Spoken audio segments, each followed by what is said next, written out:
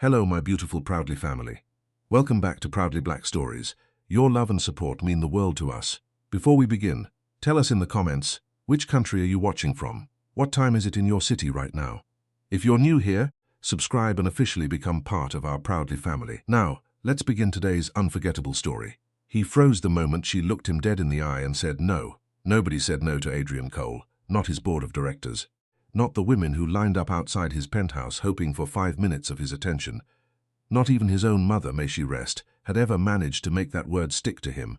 But Naomi Bennett, a 26-year-old maid with paint-stained knuckles and a spine made of steel, said it like it cost her nothing at all. "Excuse me?" Adrian had asked, certain he'd misheard. "You heard me, Mr. Cole." She didn't blink. "I clean your floors. I don't sell my body. If that's what you're looking for, I suggest you call one of the numbers I'm sure are already in your phone." Then she picked up her bucket and walked out of the room, leaving the most powerful man in Atlanta standing in stunned silence in the middle of his own marble foyer. He would spend the next 6 months trying to understand why that single moment refused to leave him alone.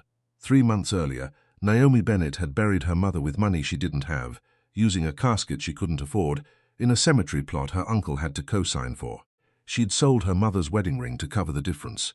She still hadn't forgiven herself for that. Now she lived in a 1-bedroom apartment in southwest Atlanta with her 12-year-old brother, Marcus, a boy who was smarter than every teacher he'd ever had and angrier than any child should be. Their father had disappeared when Marcus was 4. Their mother had worked herself into an early grave trying to make up the difference. And Naomi, who'd once dreamed of art school, of gallery openings, of a life where her hands touched canvas instead of other people's dirty dishes, had dropped out of community college to keep the lights on. She told herself it was temporary. She'd been telling herself that for 4 years.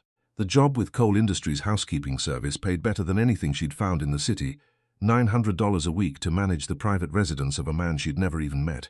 The agency had warned her, "Mr. Cole is rarely home. When he is, you are not to speak unless spoken to. You are not to touch anything on his desk. You are not, under any circumstances, to enter the West Wing." Naomi had nodded, memorized the rules, and gone to work grateful for the paycheck. She hadn't expected to actually meet him. Adrian Cole was 34 years old and worth $11 billion, though the number had long since stopped meaning anything to him. He'd built Cole Industries from a single logistics company his father left behind, riddled with debt, 1 bad quarter from bankruptcy, into a global empire spanning shipping, tech, and renewable energy. He'd done it by being colder than the men who doubted him and smarter than the ones who tried to cheat him. He hadn't cried since he was 19 years old. The night his father's heart gave out in a hospital hallway while Adrian was in a boardroom closing a deal that would save the company. He told himself that timing was a coincidence. He'd never quite believed it. Since then, Adrian Cole had become a man who trusted contracts more than people. Women wanted his money, business partners wanted his name, even his own family, what little remained of it, wanted something from him every time they called. He'd stopped expecting anything different, which was why the maid's refusal hit him like a fist to the chest. He hadn't meant to say it the way it came out.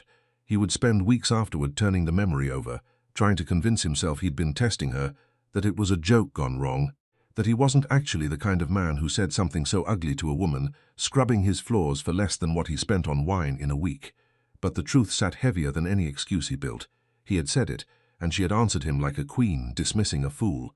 He found himself thinking about her at 3 in the morning, in board meetings, in the quiet moments between calls. Not the way he thought about the women who usually orbited his world. Not hunger, not conquest. Something closer to shame, something closer to curiosity. 3 days later he asked his assistant, Diane, a question he'd never asked about staff before. "The maid who was here Tuesday, Bennett, I think, is she still on rotation?" Diane, a sharp-eyed woman in her 50s who had worked for his father before him, looked up slowly. "Why do you ask, Mr. Cole? I owe her an apology." Diane's eyebrows lifted so high they nearly vanished into her hairline. In 15 years she had never once heard Adrian Cole use the word apology. Naomi almost didn't go back. She'd cried in her car for 20 minutes after that first encounter, not from sadness, but from a rage so old and so tired it frightened her. She was used to men like him, men who assumed a uniform meant an invitation.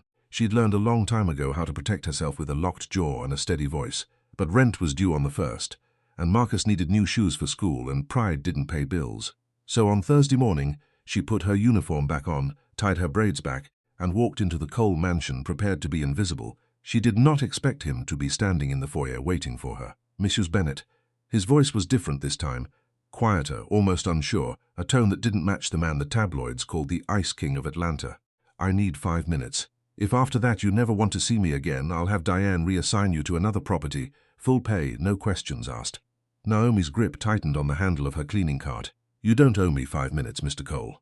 You owe me an apology I already got the message on." I said no.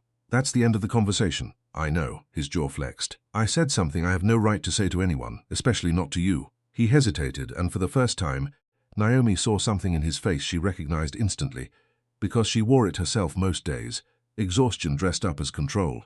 "I've spent 3 days trying to figure out why I can't stop thinking about the way you looked at me when you said it. Like you weren't even afraid. Should I have been?" "No." His voice cracked slightly on the word. "That's what scares me." Naomi studied him for a long moment. Behind the $11 billion empire, the tailored suit, the face that had graced the cover of 3 business magazines that year, she saw something achingly simple. A lonely man who didn't know how to ask for anything without offering money for it first. She didn't trust it. She'd learned not to trust men who apologized prettily. 5 minutes, she finally said. "Then I have floors to clean." He nodded once, relief washing visibly through his shoulders.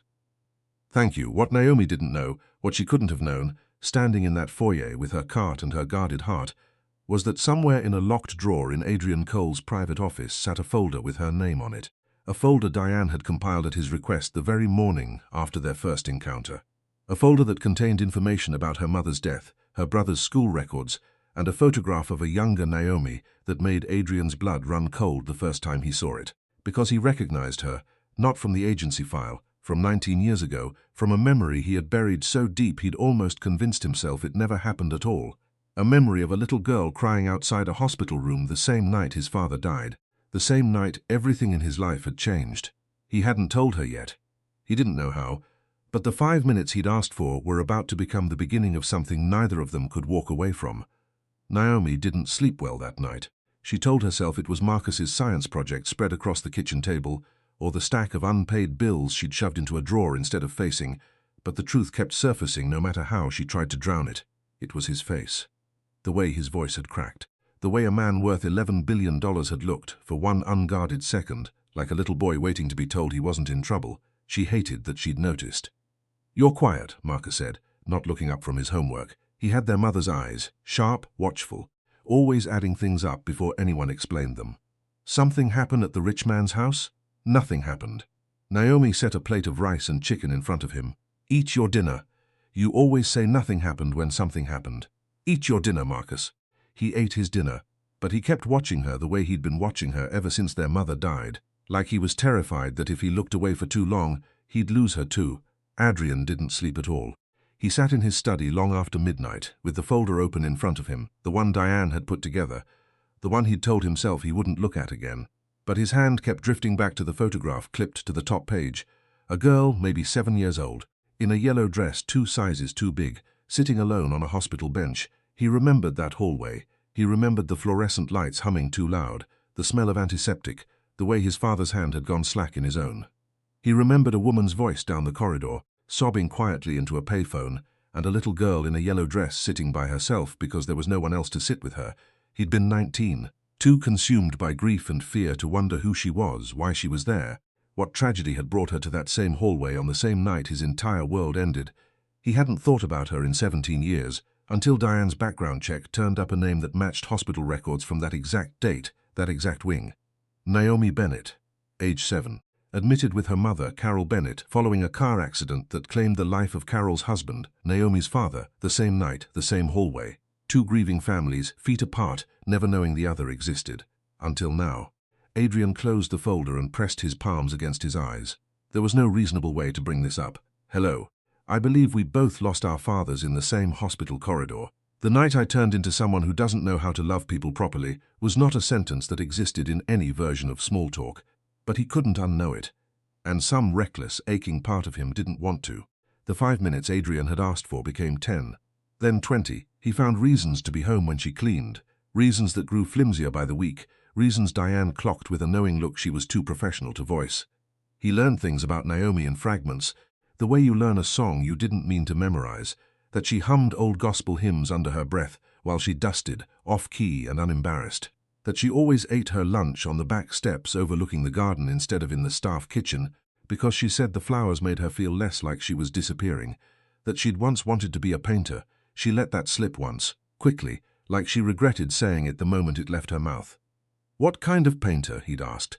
"The kind that doesn't pay rent," she said, and went back to polishing the banister. He didn't push, but 2 days later an easel and a case of professional oil paints appeared in the staff break room with a note, "For whoever needs them." No name required. Naomi knew exactly who it was from. She left them untouched for a week out of pure stubbornness.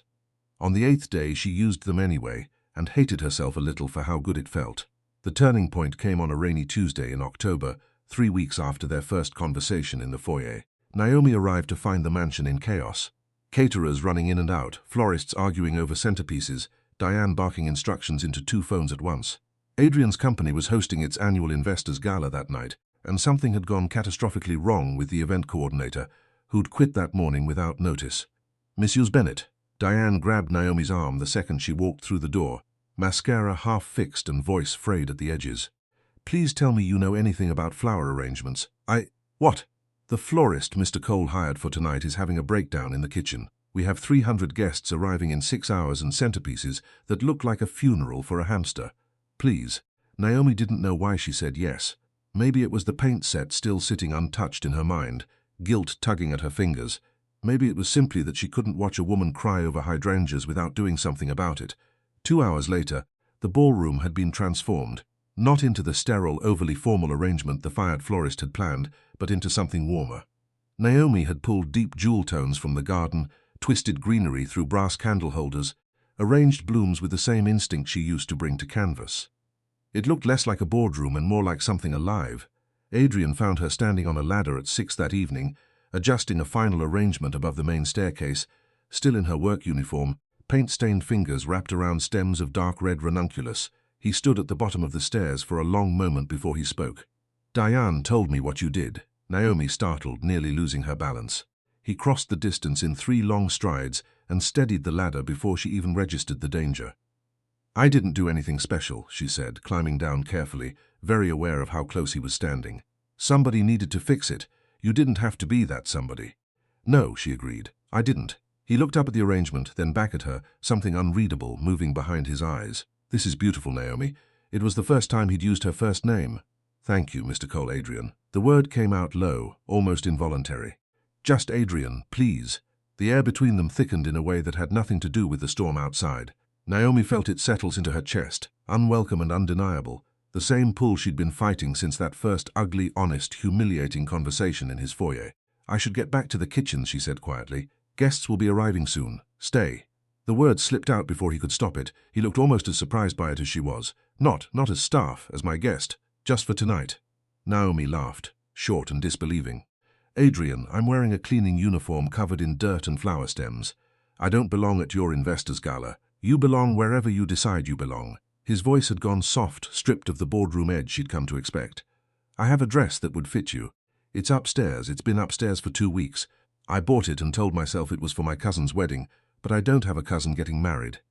Naomi stared at him.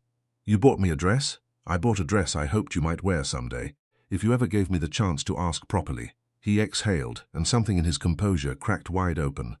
"I know how that sounds. I know what I said to you the first day, and I know I have no right to ask you for anything after that. But I am asking. Not the way I asked before. The right way this time. Naomi Bennett, would you let me be someone worth your time tonight?" Rain lashed against the tall windows of the foyer. Somewhere behind them, caterers shouted about missing champagne flutes, and Diane's voice cut through the chaos like a siren. But in that one suspended moment, none of it existed. Naomi's heart pounded against every warning she'd built for herself over 4 hard years. Men like him don't change. Men like him take and call it generosity.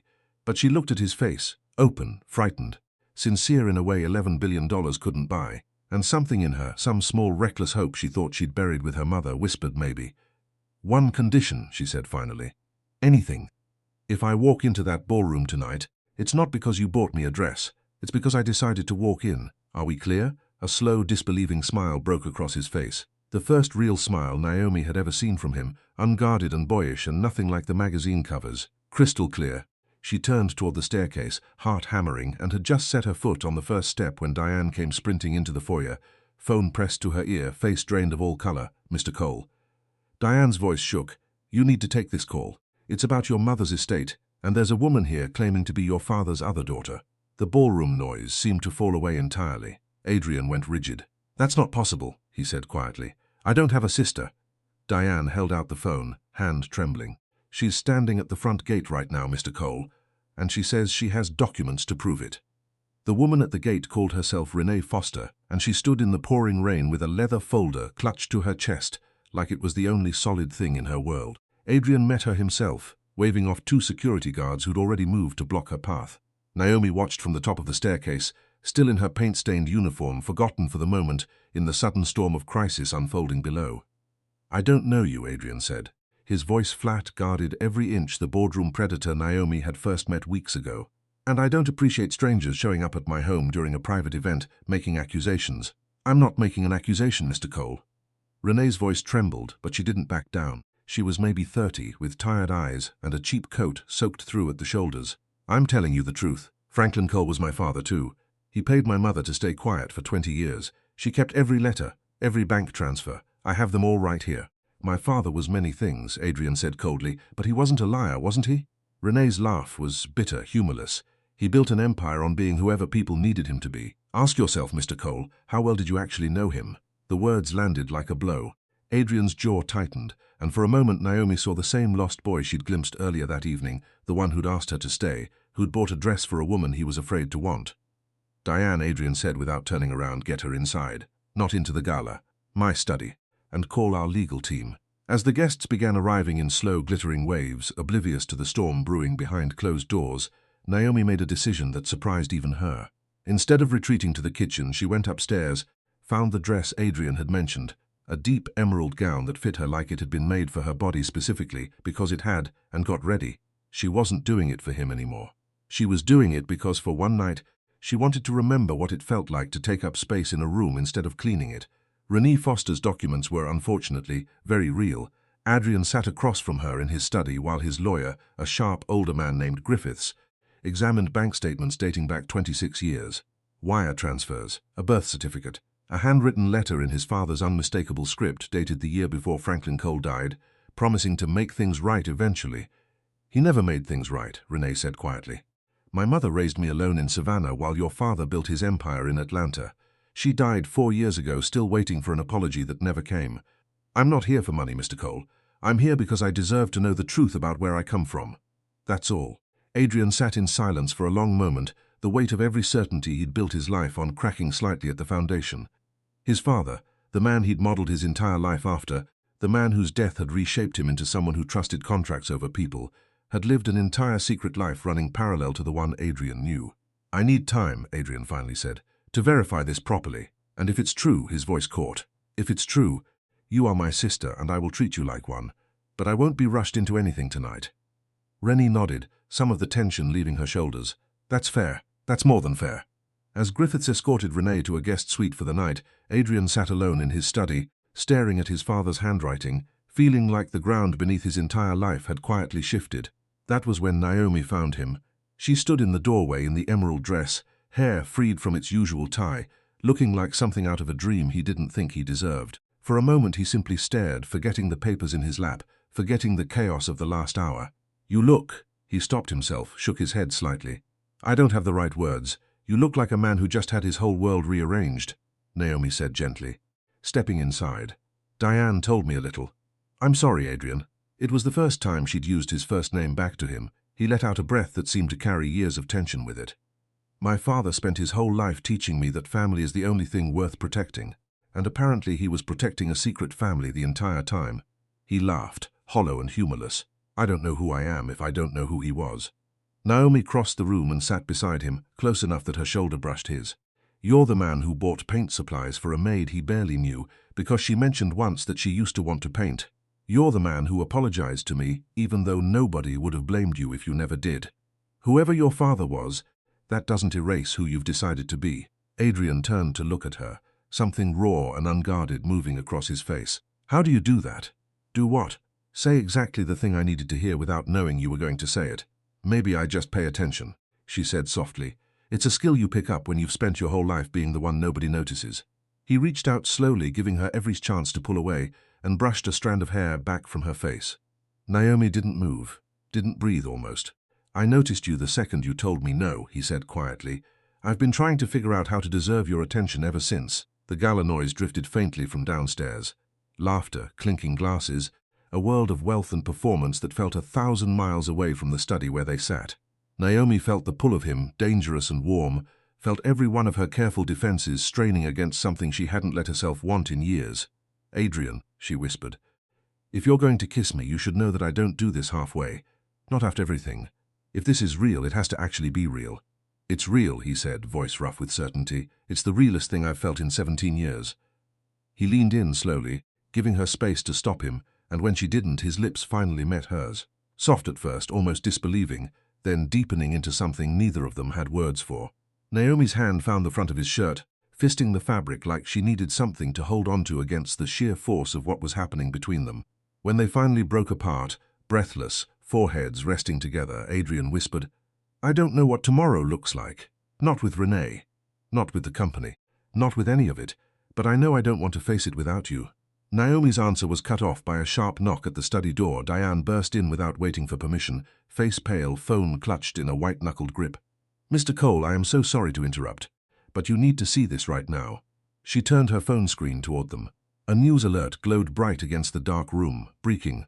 Coal Industries stock plummets after anonymous source leaks damaging internal documents. Board calls emergency meeting. Adrian's face drained of color. What documents? Diane's hand shook as she scrolled. They're saying you falsified safety inspection reports at the shipping terminal in Savannah. The same terminal, she hesitated, glancing at Renee's guest room down the hall. The same terminal Renee Foster's mother used to work at. The pieces were rearranging themselves into a picture Adrian didn't want to see. A long-lost sister showing up the same night a company scandal broke, a coincidence that felt engineered rather than accidental.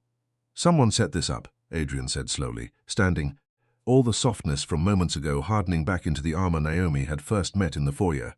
Diane, I want to know who leaked those documents within the hour. And I want to know everything about Renee Foster's life before tonight. Everything.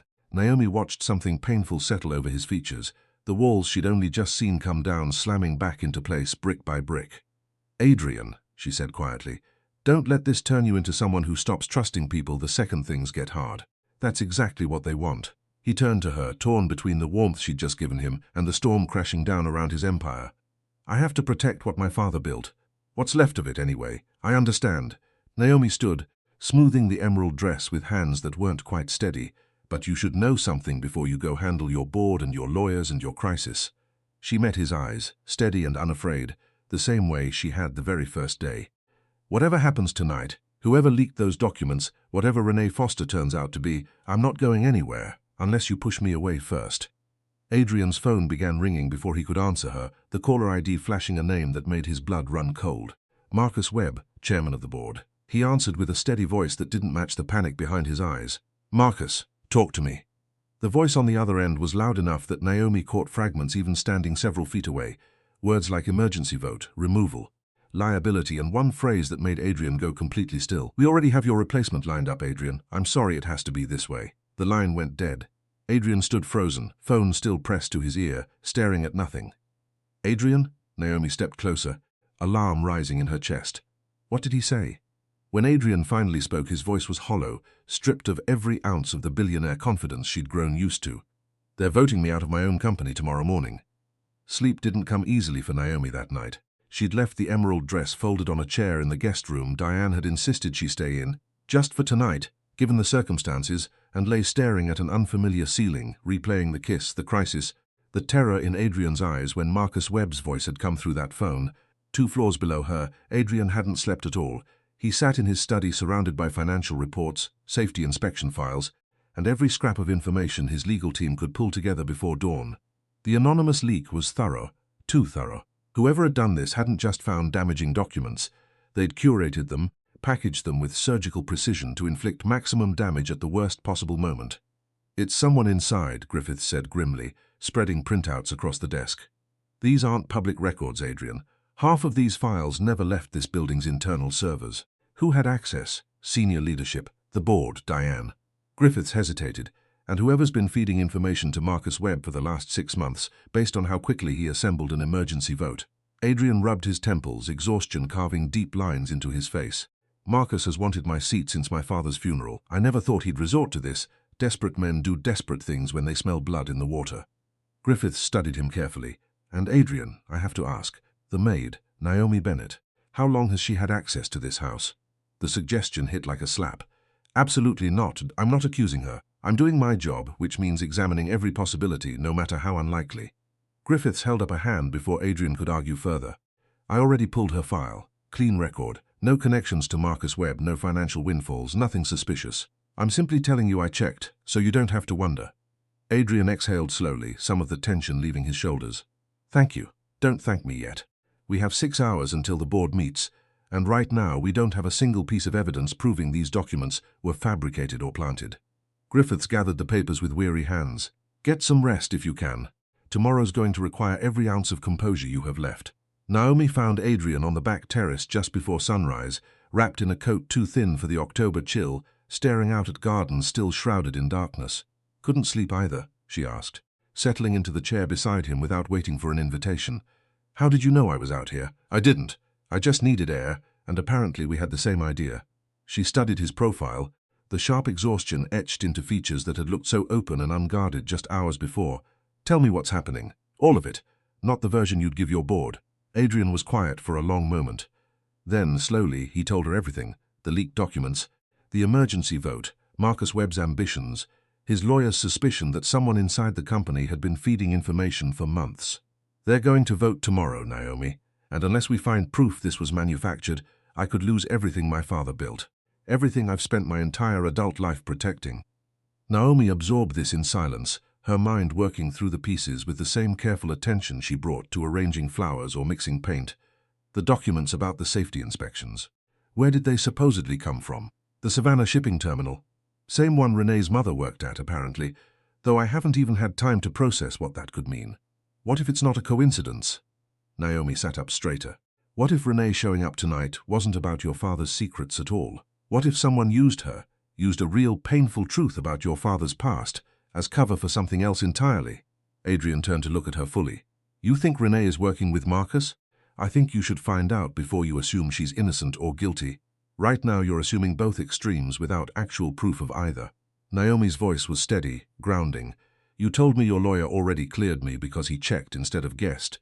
Do the same for her. Check, don't assume. Something shifted in Adrian's expression, the first flicker of clear thinking he'd managed since Diane burst into his study the night before. You're right. He stood abruptly. I need to talk to Renee before the board meeting. Now, before I walk in there tomorrow morning defending myself against something I don't even understand yet. Renee Foster looked like she hadn't slept much better than either of them, dark circles under eyes that widened with alarm when Adrian knocked on her guest room door just after 6 in the morning. Mr. Cole, is everything all right? I need to ask you something, and I need you to be completely honest with me. Adrian's voice was steady, controlled, but Naomi, standing slightly behind him, could see the tension coiled in every line of his body. Do you know a man named Marcus Webb? Renee's face went white. That was answer enough. He found me, she said quietly, sitting down heavily on the edge of the bed. 3 weeks ago. He said he had information about my father, our father, that I deserved to know. He helped me gather the documents, told me the best way to approach you would be publicly, dramatically, so you couldn't dismiss me quietly the way he said your family always dismissed inconvenient truths. Her hands trembled in her lap. I didn't know he had other plans. I swear to you, Mr. Cole, everything I told you about my mother, about your father, all of that is true. I didn't lie about who I am. I just didn't know I was being used as a distraction for something bigger. Something bigger being the leaked safety documents, Adrian said grimly. Renee nodded, guilt written plainly across her face. He mentioned something about the Savannah terminal. I didn't understand at the time. I thought he was just helping me because he believed my story deserved to be heard. I'm so sorry, Adrian. I never meant to be part of hurting you. Adrian studied her for a long moment, weighing everything, the documented proof of their shared blood, the genuine pain in her voice, the very real possibility that he'd gained a sister the same night he'd nearly lost his company because of the man who'd manipulated her grief to do it. We'll finish the DNA testing today properly, through my own lab, Adrian said finally. If you're my sister, Renee, I intend to treat you like one, regardless of how badly this began. But right now, I need everything you remember about Marcus Webb, every conversation, every detail, no matter how small. It might be the only thing that saves my company today. The board meeting convened at 9 sharp in Cole Industries' glass-walled headquarters. 11 floors above downtown Atlanta. Marcus Webb sat at the head of the long table with the smug confidence of a man who believed he'd already won, flanked by 3 board members Adrian had once considered allies. "Let's not drag this out longer than necessary," Marcus began, sliding a folder toward the center of the table. "The evidence is clear. Falsified safety reports dating back 3 years, exposing this company to catastrophic liability. Adrian Cole's leadership has become a legal and financial risk this board cannot continue to ignore." "Before we vote," Adrian said, standing slowly, every ounce of the composure Naomi had watched him rebuild that morning now fully in place, "I'd like to introduce someone." Griffiths opened the door, and Renee Foster walked in, spine straight despite the fear Naomi knew she must be feeling, carrying a folder of her own. "This is Renee Foster," Adrian said. "My half-sister, as confirmed by DNA testing completed 3 hours ago. 3 weeks ago, Mr. Webb approached her, exploited her search for the truth about our father, and used her as cover to plant fabricated safety inspection documents designed to trigger exactly this meeting." Marcus's smug expression cracked for the first time. "This is absurd. I have never—" "Mrs. Foster has recordings," Griffiths interjected calmly, "of 3 separate phone conversations with you discussing the timing of the leak. We also have server logs showing document access from your personal credentials at 2 in the morning, 3 days ago. Files that should have been entirely outside your clearance level." The room fell into stunned silence. One of Marcus's allied board members shifted uncomfortably in his seat, putting careful distance between himself and the man beside him. "You used my sister's pain," Adrian said quietly, and something in his voice made the whole room go still, "to attack a company my father built from nothing. You manufactured a crisis to steal a seat you were never earned enough to sit in honestly." Marcus's composure finally shattered. "You think you're better than me? Franklin Cole handed you an empire on a silver platter, while men like me had to fight for every inch we—" "That's enough," said the eldest board member, rising from his seat with the quiet authority of 40 years in the industry. "Mr. Webb, security will escort you from this building. This board owes Mr. Cole a formal apology, and I suspect our legal counsel will be discussing your future with this company at considerable length." As security entered and Marcus was led from the room, protesting loudly, Adrian remained standing at the head of the table, breathing out slowly for what felt like the first time in 12 hours. It was over. His company was safe. His sister, real, verified, complicated, stood beside him instead of against him. But as the board members filed out, offering handshakes and quiet apologies, Adrian's phone buzzed with a text message that made his blood run instantly cold. It was from an unknown number, and it contained only a single photo. Naomi, standing on the back terrace early that morning, clearly taken from somewhere in the gardens without her knowledge. Beneath the photo, a message read, "She's prettier than the last one. Careful, Adrian. You know what happens to the women you let get close." Adrian stared at the message until the words blurred, the noise of the boardroom fading into a distant hum. "You know what happens to the women you let get close." His hand tightened around the phone hard enough that Griffiths noticed from across the room. "Adrian, what is it?" He didn't answer. He was already moving, already dialing security at the estate, already picturing Naomi standing on that terrace at sunrise, unaware that someone had been watching her through a camera lens from the shadows of his own garden. "Get me the head of estate security now." His voice came out rougher than he intended. "And pull footage from every camera on the south ground starting 5 a.m. Adrian, what's going on?"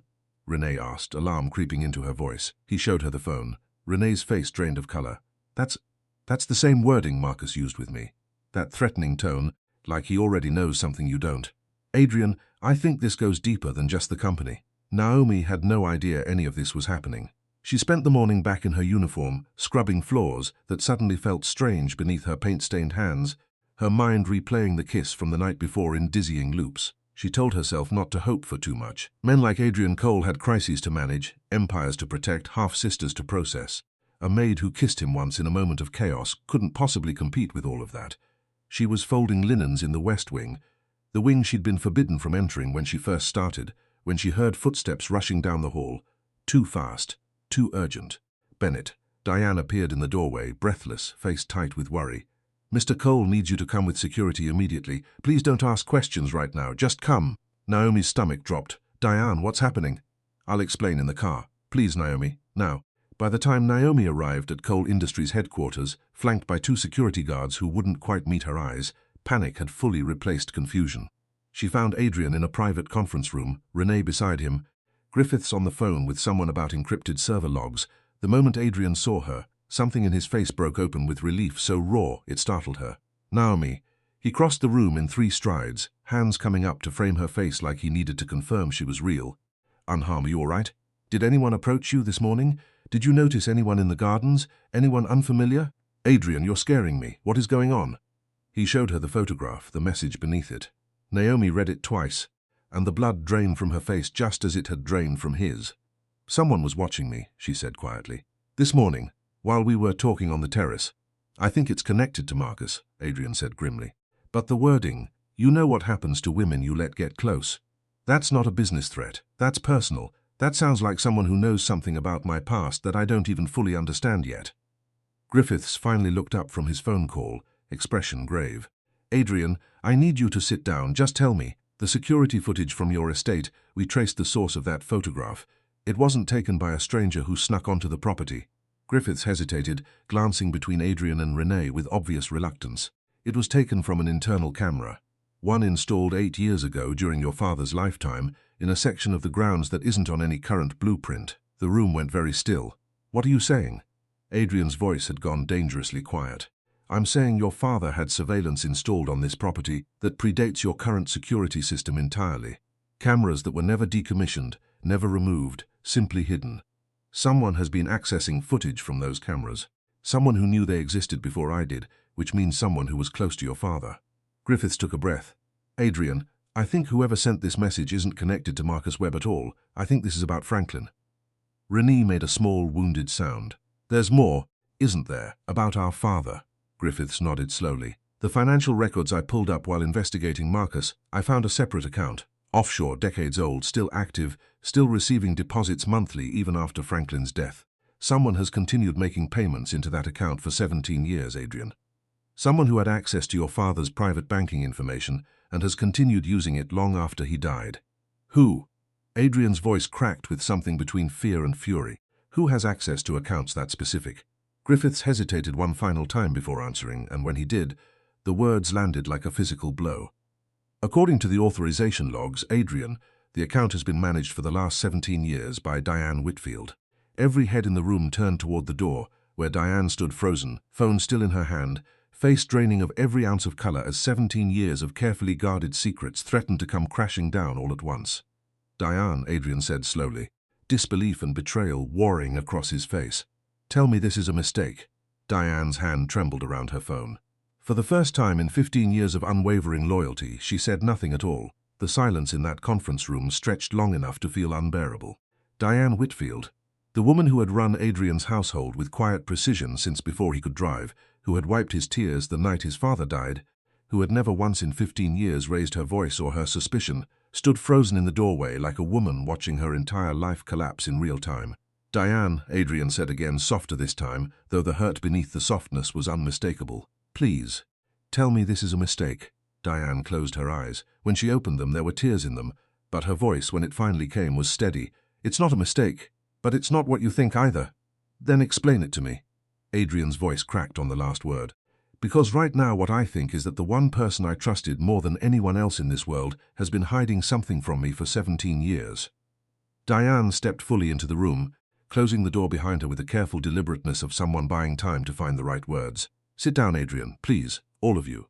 She looked at Naomi and Renee. This concerns you both too, in ways you don't yet understand. They sat. Diane remained standing, hands folded in front of her like she was preparing for a confession she'd carried alone for far too long. 17 years ago, 3 months before your father died, he came to me, Diane began. He told me he'd made mistakes, terrible ones, that he had a daughter he'd never acknowledged. She glanced at Renee, whose breath caught audibly, and that he was terrified of what would happen to her mother and her if anyone connected to the business ever found out and decided to use it against the company or against her. So he set up an account, Griffith said slowly, putting the pieces together. He set up an account and asked me to manage it quietly, to make sure Carol Foster and her daughter never went without ever revealing where the money came from or why. He didn't want Renee growing up as a scandal. He wanted her protected, provided for, invisible to anyone who might exploit her existence. Diane's voice wavered. I've made those payments faithfully for 17 years, Adrian. Every month. I never touched a cent for myself. I have every record, every transfer, all of it if you want to verify. Why didn't you tell me? Adrian's voice was raw. After he died, why keep it from me for 17 years? Because he made me promise.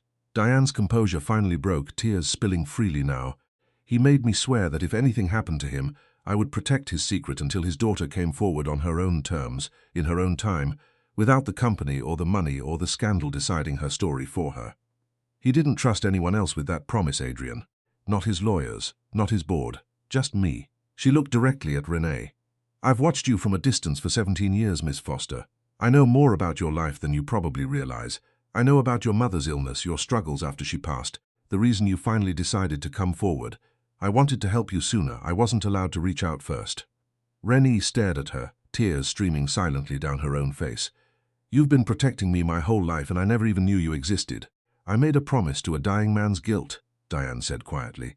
I'm not proud of every part of how I kept it, but I never once used that money for anything but you, Renee, and I certainly never leaked a single document to Marcus Webb or anyone else trying to hurt this family. Griffiths cleared his throat gently. The account activity is legitimate then, which means we still haven't identified who's been accessing your father's old surveillance system or who sent that photograph of Ms. Bennett this morning. The relief of Diane's explanation was short-lived, replaced immediately by the colder fear that had brought them all into this room in the first place. Someone was still out there, someone who knew about hidden cameras Franklin Cole had installed nearly a decade ago, someone willing to threaten Naomi's safety to send a message Adrian still didn't fully understand. If it's not Diane and it's not Marcus, Adrian said slowly, then we're dealing with two separate threats. Marcus tried to steal my company through fabricated documents, but this, he gestured to his phone, to the photograph still displayed on the screen, this is something else entirely. Something older. Someone who knew your father well enough to know about hidden cameras, Naomi said quietly, speaking for the first time since Diane's confession. Someone who's been watching this family long before any of us arrived in the picture. Adrian looked at her, something shifting behind his eyes, not just fear now, but a terrible dawning realization. Diane, was there anyone else my father trusted with secrets like this? Anyone besides you? Diane hesitated, and in that hesitation, Adrian saw the answer before she even spoke it. There was one other person, she said slowly. Someone your father trusted even before he trusted me. Someone who helped him install that original security system nearly a decade before he died. She swallowed hard. Your father's old business partner. The man who co-founded Cole Industries with him before the falling out nobody in this family ever talks about, Victor Hale. Adrian said, the name coming out of him like something poisonous he'd tried to forget existed. My godfather. Diane nodded slowly. The same man your father cut out of the company 20 years ago after accusing him of embezzlement. The same man who swore in front of witnesses that he would make Franklin Cole regret that decision for the rest of his life. The room fell utterly silent as the true shape of the danger finally came into focus.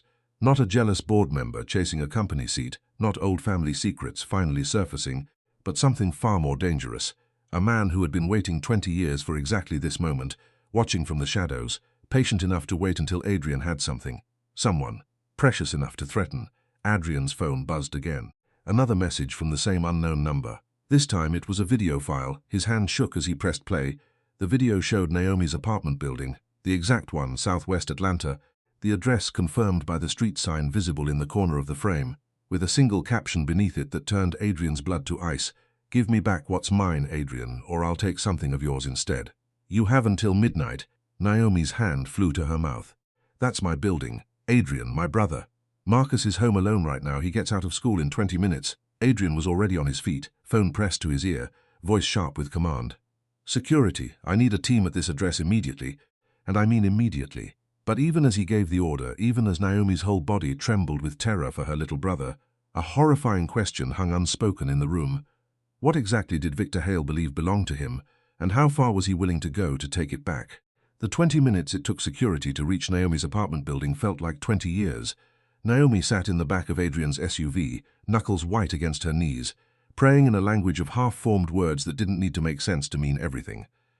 Adrian sat beside her, one hand pressed firm against her back, the other gripping his phone as security fed him updates in clipped, tense bursts. Talk to me, Naomi begged the driver. How much longer? 2 minutes, Miss Bennett, we're close. Adrian's phone buzzed, a text from the head of his security detail. Building secured. No signs of forced entry. Sending a man up to the apartment now. Naomi's breath came in short, panicked gasps. If anything happens to him, Adrian, if anything happens to my brother because of something that has nothing to do with him, nothing is going to happen to him. Adrian's voice was steady, though his own hand trembled slightly against her back. I promise you, Naomi, whatever it takes. They arrived to find the building surrounded by 3 black SUVs and a small cluster of neighbors watching with open curiosity from their windows. Naomi didn't wait for the car to fully stop before throwing the door open and sprinting toward the entrance, Adrian close behind her. They found Marcus in the stairwell, backpack still on, being gently escorted down by one of Adrian's security team. The moment Marcus saw Naomi, his carefully guarded 12-year-old composure cracked entirely, and he ran into her arms. "Naomi, what's happening? Why are there men with earpieces in our building? Am I in trouble?" "You're not in trouble, baby." Naomi held him so tight he made a small sound of protest, but she didn't loosen her grip. "You're not in trouble at all, I promise." Adrian watched them, something fierce and protective settling over his features, before turning to his security lead. "Report. Building's clean, sir. No signs of intrusion, no suspicious individuals in the immediate area, but—" The man hesitated, holding up an evidence bag containing a small manila envelope. This was taped to the apartment door, addressed to Miss Bennett. Naomi's stomach dropped. Adrian took the envelope carefully, examining it before nodding for it to be opened. Inside was a single photograph, an old one, faded at the edges, clearly decades old. It showed 2 men standing in front of an unfinished shipping warehouse, arms around each other's shoulders, both grinning like they hadn't a care in the world. Adrian recognized his father instantly. Younger, leaner, laughing in a way Adrian barely remembered him laughing in real life. The other man was unmistakably Victor Hale. On the back of the photograph, in handwriting that matched the message from that morning, someone had written a single line. "Ask your father's ghost why he really cut me out. Then ask yourself if you're any different from him, taking what isn't yours and calling it destiny." "What does that mean?" Naomi asked quietly, watching Adrian's face carefully. "I don't know." Adrian's jaw was tight. "But I intend to find out tonight." They took Marcus and Naomi back to the estate under heavy security, Diane fussing over the boy with a warmth that surprised Naomi until she remembered Diane had, in her own complicated way, spent 17 years quietly protecting children who weren't hers to protect. Marcus, despite the terror of the afternoon, seemed cautiously thrilled by the guest room with its own television and the promise of a home-cooked meal that wasn't rice and chicken for once. "This is temporary," Naomi told him firmly, sensing the way his eyes had widened at the mansion's scale. "We are not staying here permanently, Marcus, sure, Naomi." He didn't sound convinced, and honestly, neither did she. While Marcus settled in under Diane's watchful eye, Adrian retreated to his study with Griffiths and Renee, the old photograph laid out on the desk between them like evidence at a crime scene neither of them had asked to be part of. "I need to know what happened between my father and Victor Hale," Adrian said. "The real story, not the sanitized version the board tells new investors." Griffiths sighed heavily, pulling a thick folder from his briefcase, one Adrian hadn't seen before. "I pulled this after the safety documents leaked, thinking it might be relevant to Marcus Webb's motives. I didn't expect it to be relevant to this instead." He slid the folder across the desk. 22 years ago, Victor Hale and your father co-founded Cole Industries as equal partners. Everything was 50-50, ownership, decision-making, profits. Then, 18 years ago, your father accused Victor of embezzling company funds and forced him out, buying his shares at a fraction of their actual value using a clause in their partnership agreement that Victor apparently never fully understood when he signed it. "That much I knew," Adrian said. "My father always told me Victor had betrayed his trust. Here's what you might not know." Griffiths tapped the folder. "The embezzlement accusation was never proven. There was never a criminal investigation, never charges filed, never a paper trail beyond your father's word against Victor's. Franklin Cole used a legal loophole to force his equal partner out of a company they built together, based entirely on an accusation he never had to substantiate in court." Rennie, who had been quiet through most of this, finally spoke. "Do you think it's true? The embezzlement?" "I think," Griffith said carefully, "that Franklin Cole was a complicated man who did what he believed necessary to protect what he'd built, regardless of whether it was entirely fair to the people around him. Which, given what we now know about how he handled Renee's existence, seems to be something of a pattern." Adrian sat back, the weight of his father's legacy growing heavier with every revelation. The man he'd spent his entire adult life trying to honor had secretly fathered a daughter he hid for decades, had possibly forced out his own business partner through legally questionable means, and had built an empire on foundations far less solid than Adrian had ever allowed himself to imagine. "Victor believes my father stole his half of everything," Adrian said slowly. "And now he's watching me, waiting for the right moment to take something back." "The message said, 'Give me back what's mine,'" Renee said quietly. "What do you think he means?" Before Adrian could answer, his phone rang, unknown number. The same one from before. The room went silent as Adrian answered, putting the call on speaker with hands that were no longer entirely steady. You have my attention, Adrian said, voice carefully controlled. What do you want, Victor? A long pause, then a voice older, gravelly, carrying 20 years of carefully nursed bitterness. Hello, Adrian. You've grown into quite the businessman. Your father would be proud, I'm sure. Proud of how well you learned to take what isn't yours and call it inheritance. I know what happened between you and my father. I know the embezzlement charge was never proven. How generous of your lawyer to finally do his homework. Victor's laugh was cold, humorless. Your father destroyed my reputation, stole half my company, and left me with nothing while he built an empire on the foundation we created together. I've spent 20 years watching him thrive while I lost everything. My business, my marriage, my health. And now that he's finally dead, you think you get to inherit all of it clean, like none of it happened? What do you want? Adrian repeated, steel entering his voice. I want my half back, Adrian. With interest, 20 years of interest to be exact, which by my calculations comes to approximately $4 billion. Victor's voice hardened. You have 1 week to transfer the funds, or I start making your life as difficult as your father made mine. And Adrian, the pause that followed made everyone in the room lean forward. I'd start by making sure that pretty little maid of yours understands exactly what it costs to be close to a Cole. Ask her how her mother really died. Ask her why the hospital records from that accident 19 years ago are so conveniently incomplete. The line went dead. Naomi, who had entered the study just in time to hear the final sentence, stood frozen in the doorway, her face drained of all color. Naomi? Adrian rose slowly, alarm creasing his features. What is he talking about? What happened to your mother 19 years ago? Naomi's voice, when it finally came, was barely a whisper. He's talking about the accident that killed my father. The same night. She swallowed hard, memories she'd buried for nearly 2 decades suddenly clawing their way back to the surface.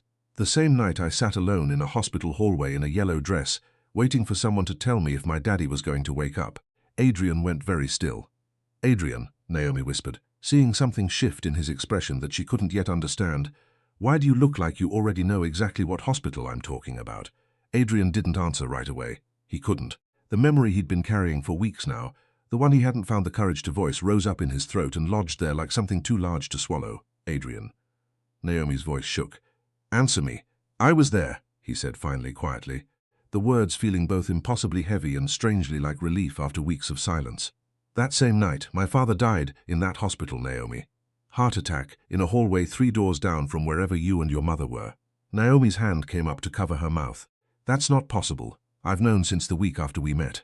Adrian's voice cracked. Diane pulled a background file, standard procedure for staff, and it flagged your mother's hospital admission from that date. The same wing, the same night. I recognized you in an old photograph before I ever understood why your face felt like something I'd seen before. He took a shaking breath. I saw a little girl in a yellow dress sitting alone on a bench outside that hallway. I was 19. I didn't stop to ask her name. I didn't stop for anything, because my whole world had just ended and I couldn't see past my own grief long enough to notice anyone else's. Naomi's knees seemed to give slightly, and she reached for the back of a chair to steady herself. That was me, she whispered. I remember that hallway. I remember sitting there for hours because nobody knew what else to do with me while they worked on my mother inside. Tears filled her eyes. My father died in a car accident that night. Head-on collision. The other driver survived with barely a scratch. I always wondered. She stopped, the pieces of Victor's cryptic threat suddenly rearranging themselves into something horrifying. Adrian, why would Victor Hale know anything about how my father died? Why would incomplete hospital records from a car accident 19 years ago have anything to do with him? Griffiths, who had remained silent through this entire exchange, suddenly went very pale. Adrian, I think I need to look at something. He pulled out his laptop, fingers moving quickly across the keys, cross-referencing dates, names, records he'd gathered while investigating Victor Hale's history. The room held its breath as he worked, the only sound the soft clicking of keys and Naomi's uneven breathing. 19 years ago, Griffiths said slowly, reading from the screen. The same week Franklin Cole died, Victor Hale's business, the trucking division he still controlled at that point, before the full split from Cole Industries, had a vehicle involved in an accident on I-75. A company truck, driven by an employee named Harold Bennett. Naomi made a sound like all the air had left her body at once. Harold Bennett was my father's name. The accident report lists the other driver, Griffiths continued, voice grim. As the cause of the collision, reckless driving, excessive speed. But there's a discrepancy in the filing. The truck's black box data, which should have recorded speed and braking patterns, was never entered into evidence. It simply vanishes from the record after the initial police report. Someone erased it, Renee said quietly. Someone with the resources and motive to make sure a truck from Victor Hale's fleet was never found responsible for killing a man and nearly killing his wife, Griffith said. The same week, Victor was already fighting the embezzlement accusations, already desperate to protect whatever remained of his reputation and his business. A fatal accident involving one of his trucks, caused by his driver's negligence, would have been the final nail in his coffin. Naomi's legs finally gave out entirely, and she sank into the nearest chair, Adrian immediately kneeling beside her, taking her trembling hands in his. "Victor Hale's negligence killed my father," she said, voice hollow with shock. "And then he buried the evidence to save his own company." "We don't know that with certainty yet," Griffiths cautioned, though his tone carried little conviction. "But it fits disturbingly well." Adrian's face had gone through fear, guilt and grief in the last 10 minutes, but now something colder settled over his features. A resolve Naomi hadn't seen from him before, not even during the board meeting crisis. "He's been threatening me for a company seat and $4 billion, Adrian said quietly. "But he's also been sitting on evidence that could implicate him in a man's death for 19 years. That changes everything." He looked at Naomi, something fierce and protective blazing in his eyes. "That changes what I'm willing to do to stop him, Adrian," Naomi said, voice still shaking but gaining strength. "I don't want revenge, I want the truth. I want to finally know why my father died, why my mother spent the rest of her life exhausted and grieving, and never once had the resources to even question what really happened that night." "Then we'll get you the truth," Adrian said firmly. "And if Victor Hale is responsible for covering up your father's death to save his own reputation, I promise you, Naomi, he will face consequences far beyond anything he's imagined for the last 19 years. Griffiths cleared his throat carefully. "There's one more thing you should both know, and I suspect it changes the calculation on how we handle Victor going forward." He turned his laptop toward them, displaying a scanned document, an old insurance claim, filed the same month as the accident. Victor Hale's company carried a liability policy that would have paid out substantially if his driver was found at fault. Instead, the claim was denied because the accident was ruled the other driver's fault, meaning Victor's insurance never had to pay a cent, and your mother, he looked gently at Naomi, would have been entitled to file a wrongful death and injury claim against his company that could have been worth millions. A claim she never knew she had grounds to file because the evidence proving his driver's negligence disappeared before she ever had the chance. Naomi closed her eyes. Years of financial desperation, of selling her mother's wedding ring, of dropping out of school, of working herself to exhaustion cleaning houses she'd never be able to afford. All of it recontextualized in a single devastating instant. "We could have had everything we needed," she whispered. "My mother wouldn't have had to work herself into an early grave. I wouldn't have had to leave school. Marcus would have grown up without watching me disappear into exhaustion the same way she did." Her voice broke entirely. "Victor Hale didn't just kill my father, Adrian. He stole my entire life to protect his own reputation." Adrian pulled her gently into his arms, and this time she let herself collapse into him fully, 19 years of unprocessed grief finally finding somewhere safe to land. "I promise you," he murmured against her hair, "he will answer for every single thing he's taken from you, starting tonight." But even as he said it, his phone buzzed once more, a final message from Victor's unknown number, as though the man had been listening to every word, watching from somewhere close enough to know exactly what nerve to strike next. "Careful, Adrian. Digging up old accidents is a dangerous hobby. Ask your lovely Naomi how her mother's medical bills got paid all those years she supposedly couldn't afford rent. You might not like what you find. Some debts get called in eventually. Even the quiet ones nobody talks about."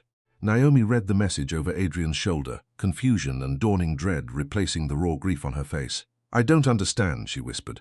"What is he talking about? What medical bills?" Naomi's mind raced backward through 19 years of memory, searching for medical bills she couldn't place, debts she didn't recognize. "My mother never told me about any outstanding bills. We were poor, Adrian, but I never once heard about a debt collector, a lawsuit, anything like what he's describing. Which means either he's lying to unsettle you," Griffith said carefully, "or there's something your mother deliberately kept from you." Naomi's face went through a complicated series of emotions before settling on something like quiet determination. "There's a storage unit. My mother kept it for years, paid for it even when we barely had grocery money, and I never understood why. She said it held things from before I was born, sentimental things. I always assumed old photographs, maybe my father's belongings." She looked up at Adrian. "I haven't opened it since she died. I couldn't bring myself to." "I think it's time," Adrian said gently. "If Victor's counting on something in your past to use against you, we need to know what it is before he does." The storage unit sat in a modest facility on the outskirts of the city. The kind of place easily forgotten, exactly as Naomi's mother must have intended. Naomi's hands shook as she worked the key into a lock that hadn't been touched in over a year. Inside, boxes lined the walls, old clothes, a few pieces of furniture too worn to have been worth keeping except for sentiment, and in the back corner, a fireproof lockbox that Naomi didn't recognize at all. "That wasn't here before," she said, kneeling in front of it. "At least, I don't remember it." Adrian knelt beside her. "May I?" She nodded, and he carefully worked the small latch open, revealing a stack of documents that had clearly been preserved with deliberate care. Naomi's breath caught as she lifted the first folder, medical bills. Dozens of them, spanning years, all addressed to Carol Bennett, all marked paid in full in a stamp Naomi didn't recognize. Beneath them, bank statements showing regular deposits, not large but consistent, arriving every month for over a decade, from an account listed only as a numbered trust. "Someone's been paying my mother's medical bills," Naomi whispered. "For years, I had no idea." Adrian's face had gone very still, the way it had when Griffiths first mentioned Victor's numbered offshore account. "Naomi, look at the routing information on these deposits." She looked. Her hands began to tremble even before she fully understood why the numbers looked so familiar. "That's the same bank," Griffiths said slowly, reading over her shoulder. "The same offshore account structure we found tracing Victor Hale's payments to Diane for Renee's mother." He paused, working through the implications with visible discomfort.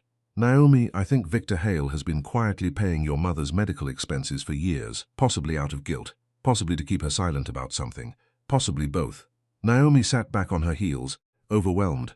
Why would he do that? If he caused the accident, if he erased the evidence to protect himself, why would he then spend a decade secretly paying for the very medical care his negligence created? "Guilt does strange things to complicated men," Adrian said quietly. "My father hid an entire daughter out of guilt and love tangled together until neither one made sense anymore. Maybe Victor did something similar. Maybe covering his liability and easing his conscience became two separate impulses he never learned to reconcile. Or," Renee said slowly, having accompanied them despite everyone's initial hesitation, "he's been paying her medical bills because he knows exactly what would happen if this ever came to light, and he's been buying insurance against that exact conversation for 19 years. The room fell into contemplative silence, the picture of Victor Hale growing more complicated with every layer they uncovered. Not simply a villain plotting revenge, but a man carrying his own tangled weight of guilt, desperation, and calculated self-preservation. "There's something else in here," Naomi said, pulling a final envelope from the bottom of the lockbox. It was addressed to her, in her mother's handwriting, sealed and never opened. Across the front in Carol Bennett's careful cursive were the words, "For Naomi, when she's ready to know everything." Naomi's hands shook as she broke the seal. The letter was short, and every word landed like its own small earthquake. "My darling Naomi, if you're reading this, I'm gone, and you've finally found what I couldn't bring myself to tell you while I was alive. I need you to know the truth, even though it complicates everything you believe about how we survived after your father died. The man responsible for the accident that killed your father came to me 2 weeks after the funeral.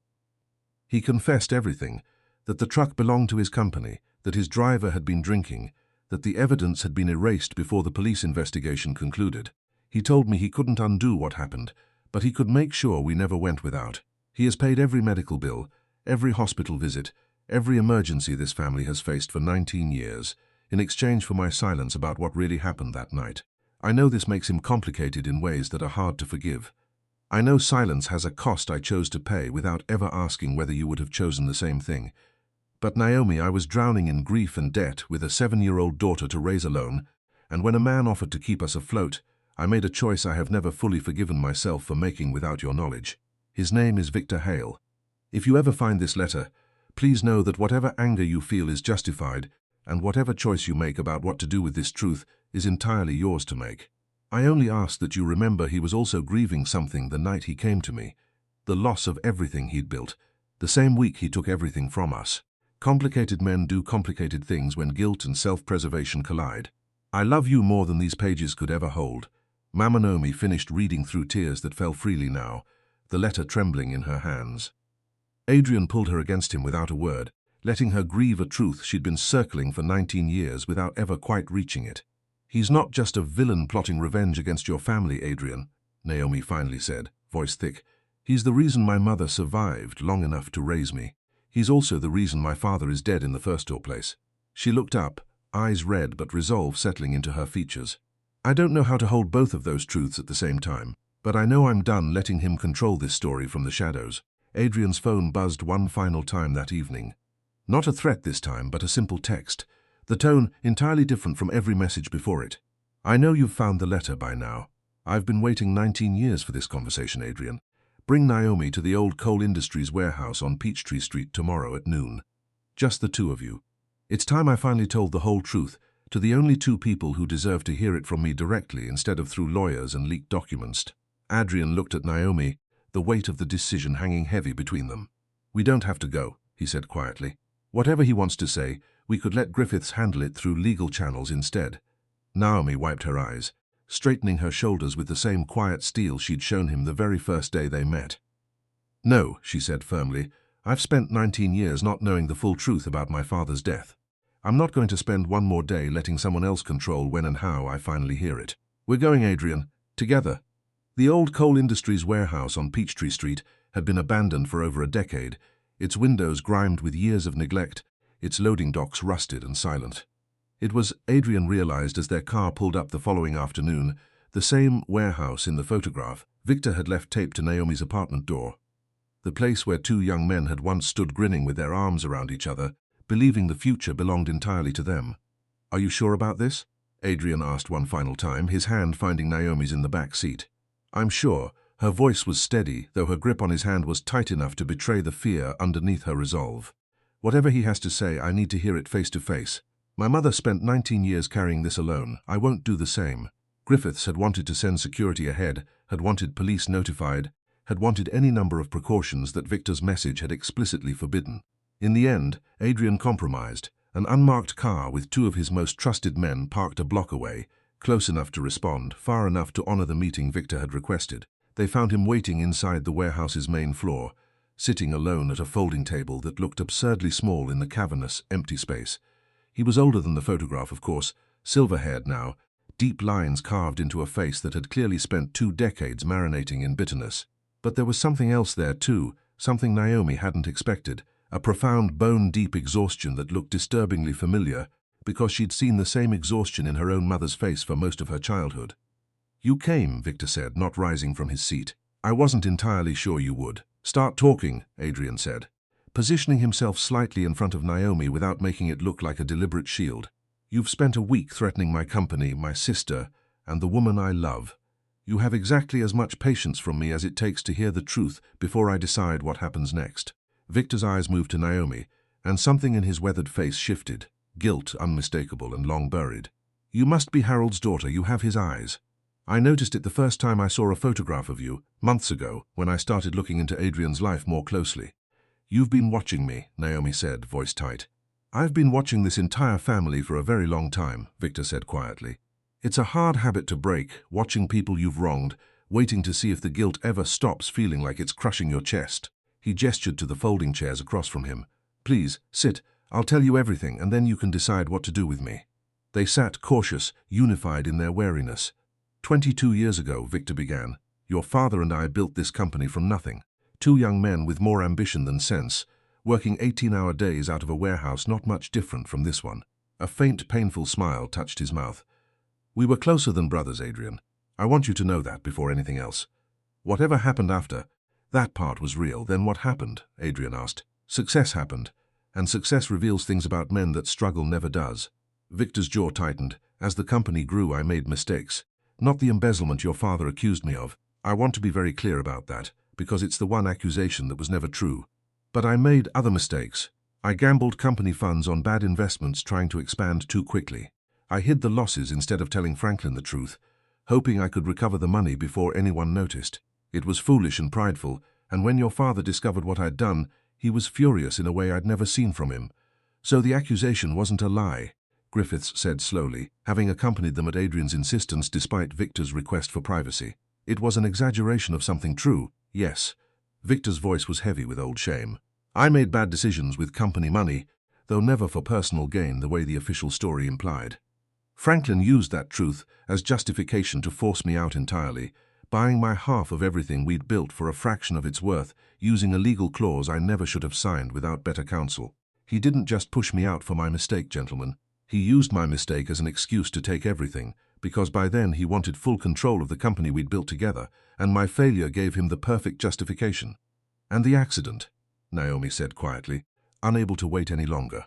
My father. Tell me about my father. Victor's composure finally cracked entirely. He put his head in his hands for a long moment before looking up, eyes wet with 2 decades of unshed grief. The same week Franklin forced me out. My trucking division had one final delivery route still under my direct authority before the full transition of assets. My driver that night, a man named Curtis Riley, had been drinking. I didn't know it at the time. I swear that to you, Miss Bennett, on whatever is left of my honor. But when the accident happened, when I learned that Curtis's negligence had killed a man and nearly killed his wife, I was already drowning. I was about to lose my company, my reputation, everything I'd spent 20 years building, and now I was facing a wrongful death lawsuit that would have finished whatever Franklin's betrayal hadn't already destroyed. So you erased the evidence, Adrian said, voice hard. I made the worst decision of my life, Victor said, not flinching from the accusation. I paid to have the black box data disappear before the police investigation concluded. I let an innocent, grieving widow believe her husband died because of another driver's recklessness, when the truth was my own company's negligence, my own driver's drunk behavior behind the wheel of a vehicle I was legally responsible for. His voice broke. I have carried that lie for 19 years, Miss Bennett. It has poisoned every single day since, and the payments, Naomi said, her voice trembling now with an emotion she couldn't quite name. Not forgiveness, not yet, but something adjacent to it. The medical bills. Why? Because guilt doesn't let you sleep, Miss Bennett. Because I would lie awake every night, knowing a woman was drowning in debt and grief because of a lie I told to save myself, and I couldn't undo the lie without destroying what remained of my life. But I could at least make sure she and her daughter never went without. Victor wiped his eyes roughly. It was never enough, I know that. Money never undoes a death. But it was the only atonement I could offer without confessing everything and losing what little I had left. And now, Adrian asked, threatening my company, sending a woman terrifying messages about her brother, demanding $4 billion. Is that atonement too? Victor's face hardened again, old bitterness resurfacing. Franklin took everything from me, Adrian. My company, my reputation, 20 years of my life's work, based on an exaggeration he used as justification for pure greed. When he died, I thought perhaps there would be some reckoning, some acknowledgement from his estate of what he'd truly done. Instead, I watched you inherit an empire built partly on my labor, while I struggled to rebuild a fraction of what I'd lost. The bitterness festered, and then I learned Franklin had hidden an entire daughter, had continued making his own secret payments to smooth his own guilty conscience, and something in me finally broke. I wanted you to feel a fraction of what losing everything actually feels like. By threatening the people I love, Adrian said coldly. By making you understand consequences, Victor corrected, though his voice lacked conviction now, deflating under the weight of his own confession. I see now that I became the very thing I hated in your father. I let bitterness convince me that hurting others could somehow balance a debt that was never really about money at all. He looked directly at Naomi. I am so sorry, Miss Bennett. Not for the payments, I would make those again 1,000 times over, but for the lie that made them necessary in the first place, and for using your pain as a weapon against Adrian this past week. That was unforgivable, and I know it. The warehouse fell silent except for the distant hum of traffic outside, 3 lives forever altered by a single accident, 19 years earlier, finally converging in the same abandoned space where it had all quietly begun. Naomi sat very still, processing decades of grief, anger, and unexpected gratitude tangled together in ways she couldn't easily separate. When she finally spoke, her voice was quiet but unwavering. I need time before I decide what justice looks like for what you did to my father, she said. But I want you to know something, Mr. Hale. My mother's letter said you were also grieving something the night you made that terrible choice. I don't excuse what you did. I don't know if I can ever fully forgive it. But I understand, in a way I wish I didn't have to, what desperation does to people who are drowning. Victor's composure finally shattered entirely, tears falling freely down a face that had spent 2 decades hardening against exactly this kind of grace.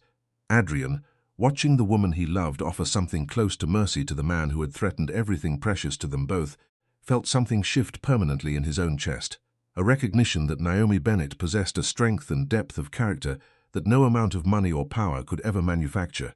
But as Victor wiped his eyes and reached into his jacket pocket, presumably for a handkerchief, Adrian would think later, replaying the moment over and over. One of Adrian's security men burst through the warehouse's side door, weapon drawn, shouting words that shattered the fragile peace of the moment entirely. Everyone down. There's a second vehicle approaching, unmarked. moving fast. The warehouse door at the far end exploded open before he could finish the warning, and 3 armed men stormed through, one of them shouting a single command that turned Naomi's blood to ice. "Nobody move, Mr. Cole, you're coming with us, right now." For one suspended, terrible second, nobody in the warehouse moved. Then chaos broke loose all at once. Adrian's security man fired first, a warning shot that sent one of the armed intruders diving behind a rusted support beam. Victor, moving with a speed that belied his age, shoved the folding table over and pulled Naomi down behind it before Adrian could even process what was happening. "Get down," Victor barked, and for one disorienting moment Naomi found herself being protected by the very man who'd terrorized her for a week. Adrian. Naomi's scream tore through the warehouse as she watched one of the gunmen grab Adrian by the collar, dragging him toward the side door despite his violent resistance.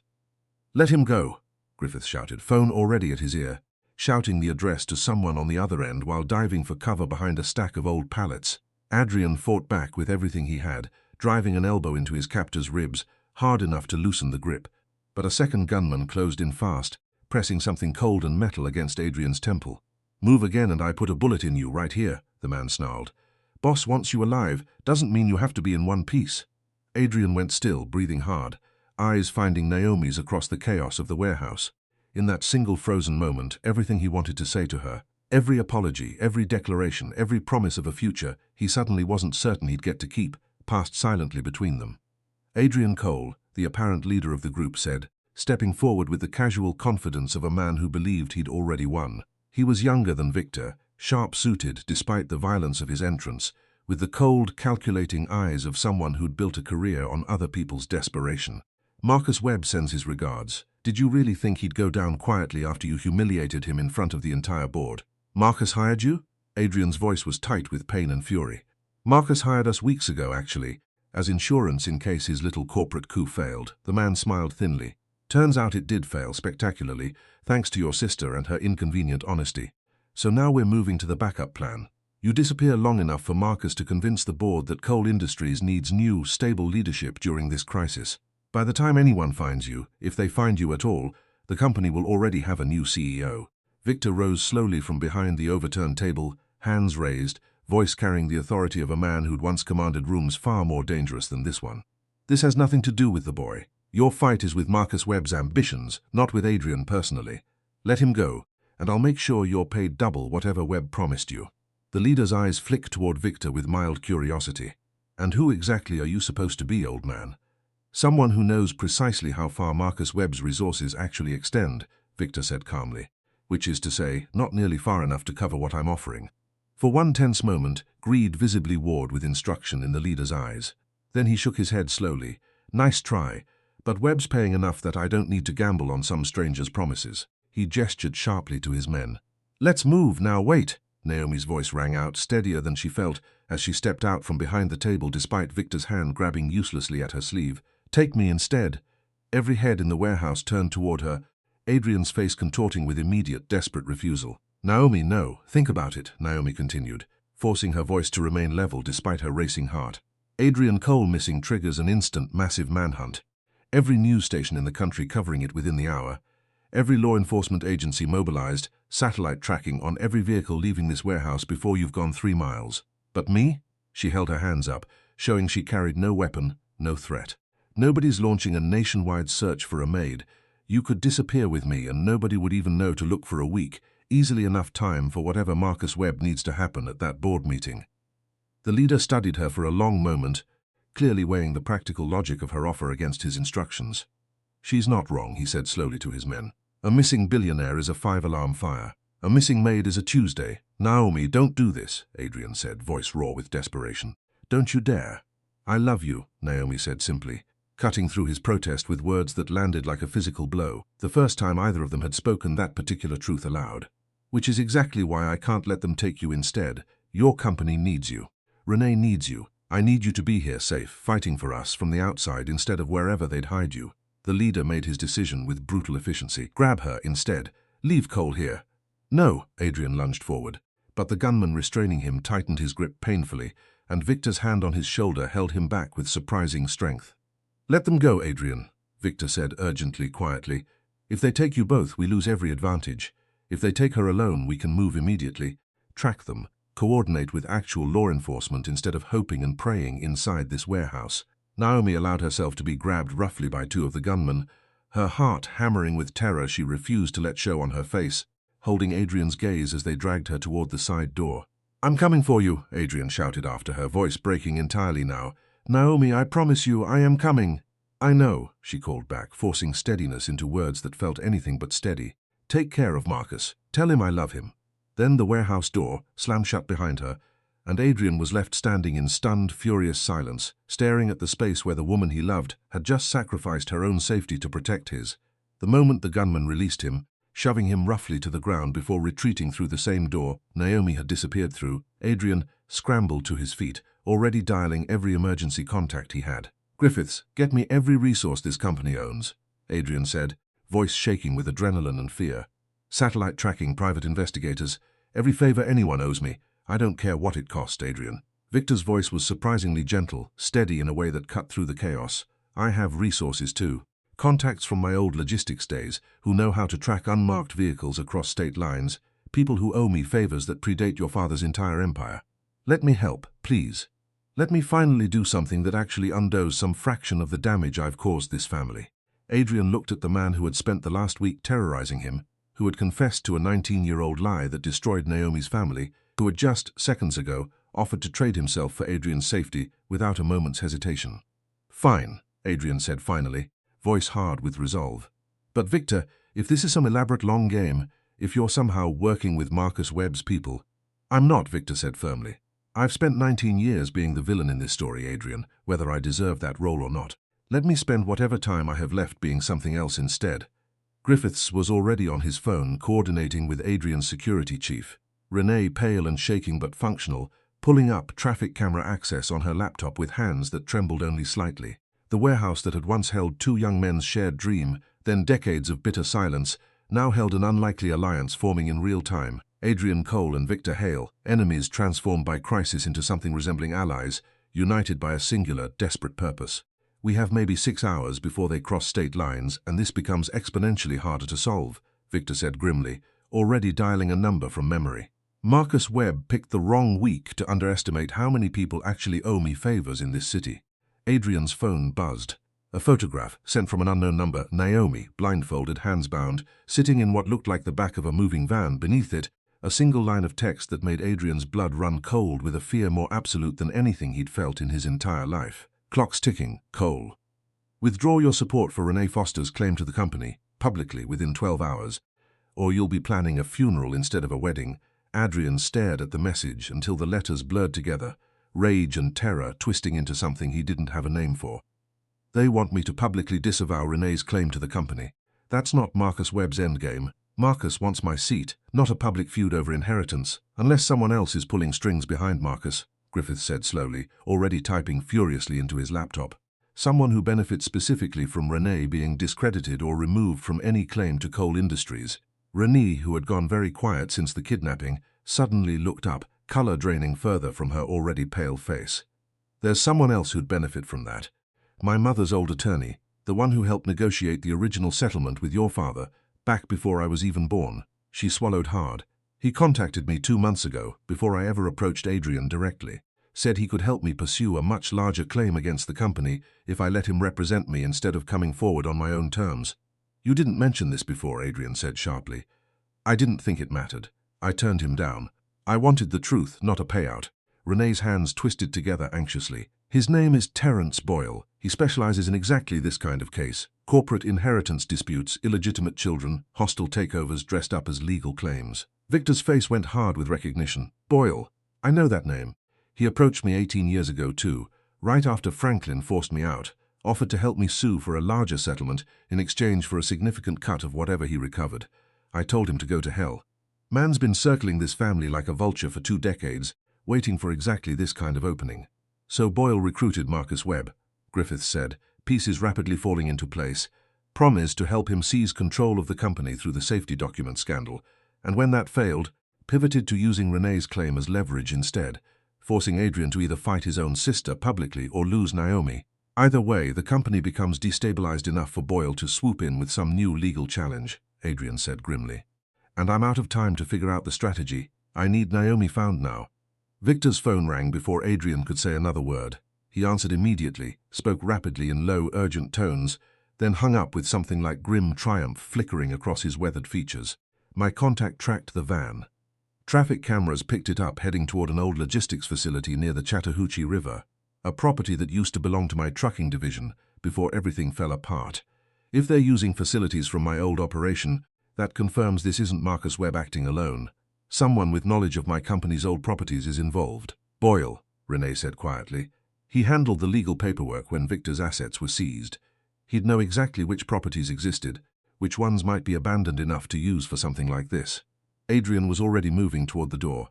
Get me the address. Now, Adrian, wait. Griffiths grabbed his arm. We call the police. This isn't something we handle alone with private security and grim determination. If Naomi's life is actually in danger, if we call the police and it goes wrong, if there's any kind of standoff, any kind of chaos, Naomi could die in the crossfire, Adrian said, voice shaking with barely controlled fear. I need this handled carefully, quietly. My security team has handled hostage situations before. We move fast and we move smart. You're not going in there alone, Victor said firmly. I have people, Adrian. People who've handled far worse than a handful of hired thugs in an old warehouse. Let me make some calls. Naomi sat in the dark, wrists bound, blindfold finally removed once they'd reached wherever they'd brought her, revealing a dim, dusty office inside what looked like an abandoned logistics building. Her captor, the same sharp-suited leader from the warehouse, sat across from her, scrolling through his phone with bored indifference. You know, Naomi said, forcing steadiness into her voice despite her racing heart, kidnapping a maid seems like a lot of trouble for someone who's supposedly just after Adrian's company. The man glanced up, mildly amused. You're not just a maid anymore, sweetheart. You're the thing Adrian Cole loves most in this world. That makes you valuable in ways your paycheck never was. Who's paying you, really? Marcus Webb doesn't have the resources for something this elaborate. Something flickered behind the man's eyes. Hesitation, maybe even doubt, quickly masked. Above my pay grade to ask questions like that. But you know, Naomi pressed gently, watching him carefully. You know it's not really about Marcus getting a board seat. This is bigger than that. The man's jaw tightened, and for a moment Naomi thought she'd pushed too far. Then, unexpectedly, he leaned back in his chair with something like weary honesty. Look, I don't get paid enough to care about corporate politics. I get paid to move packages from point A to point B without asking what's inside them. You're a package right now. That's all I need to understand. And if the package turns out to be worth more than whoever's paying you realizes. Naomi kept her voice level, testing an idea that had been forming since the moment they'd bound her wrists. Adrian Cole is worth $11 billion. Whatever Marcus Webb or this Boyle person is paying you, I promise you it's a fraction of what Adrian would pay to get me back safely. And unlike them, he wouldn't just pay. He'd protect you from whatever consequences come after. He has the resources to make people disappear from legal trouble just as easily as he could make you disappear into it. The man studied her for a long, calculating moment, greed and self-preservation visibly warring behind his eyes. Before he could respond, the door burst open, and one of his associates rushed in, panic written across his face. We've got a problem. Cars approaching from two directions, security-grade vehicles, not police. The leader shot to his feet, weapon drawn, all pretense of casual conversation vanishing instantly. How many? At least 6. Moving fast. Naomi's heart leapt with desperate hope even as fear for everyone's safety, including her own, spiked sharply. Outside, she could hear the distant crunch of tires on gravel, growing louder, closer. Grab her, the leader barked. We're moving to the secondary location now. But as his associate reached for Naomi's bound wrists, the building's front doors exploded open with a violence that sent dust and debris raining from the ceiling, and Adrian's voice, raw, furious, desperate, cut through the chaos like a blade. Let her go. Naomi's captor spun, weapon raised, and for one horrifying, suspended second, Naomi genuinely believed she was about to watch the man she loved die in front of her. Then Victor Hale stepped into the doorway beside Adrian, flanked by 3 men who moved with the disciplined precision of former military, and the leader's confidence visibly crumbled as he registered exactly how outmatched his small crew had suddenly become. Drop it, Victor said calmly, though his eyes carried the weight of a man who'd waited 19 years to do something that actually mattered. Whatever Boyle promised you, it's not worth your life. And I promise you, son, these men behind me will not hesitate if you give them a reason. The standoff stretched for 3 agonizing seconds. Then the leader's weapon clattered to the floor, hands rising slowly in surrender, his associates following suit with visible relief at not having to test Victor's promise. Adrian crossed the room in an instant, pulling Naomi against him with a desperation that spoke louder than any words could have. hands shaking as he worked at the bindings on her wrists. "I told you I was coming," he murmured against her hair, voice breaking with relief. "I never doubted it," Naomi whispered back, tears finally falling freely now that the terror had somewhere safe to release itself. Not for a single second. Victor's men secured the kidnappers with practiced efficiency while Griffiths, arriving moments later with actual law enforcement now that the immediate danger had passed, began the process of formal arrests. But as officers led the leader toward a waiting patrol car, the man turned back toward Adrian with a strange, calculating expression. "You want to know who's really behind this?" he called out. "Terence Boyle isn't working alone either. Ask your girl's little brother sometime why a strange man's been asking around his school about the Bennett family." Naomi's blood ran cold. "Marcus," she breathed. "Adrian, they've been watching Marcus too." Adrian's phone was already in his hand, dialing the estate, dialing Diane, his voice sharp with renewed urgency even as relief for Naomi's safety warred with fresh terror for her brothers. "Diane, is Marcus with you? Is he safe?" The pause that followed stretched agonizingly long before Diane's voice, thin with barely controlled panic, finally answered. "Adrian, Marcus was here 20 minutes ago. He said he wanted to walk in the garden to clear his head after everything that's happened today." "Adrian," her voice cracked, "I can't find him anywhere on the property." The garden search took 11 of the longest minutes of Naomi's life. Adrian's security team fanned out across the estate grounds while Naomi ran through rows of hydrangeas and rose bushes, screaming her brother's name until her voice cracked, memories of every terror she'd ever felt for him crashing over her at once. Victor's men joined the search, and even Renee, still shaken from her own ordeal that day, combed the tree line at the property's edge with a flashlight. They found Marcus in the old garden shed, tucked behind stacked flower pots, phone clutched in his hand, tears streaming silently down his face. "Marcus!" Naomi dropped to her knees in front of him, pulling him into her arms with a force that startled them both. "Baby, are you hurt?" "What happened?" "A man," Marcus said, voice shaking. "He was at the fence line. Said he had a message for you. That I had to give it to Adrian directly or he'd hurt Diane." He held out his phone with trembling hands. "I hid because I didn't know what else to do. I got scared, Naomi. I'm sorry. Don't you ever apologize for being scared," Naomi said fiercely, holding him tighter.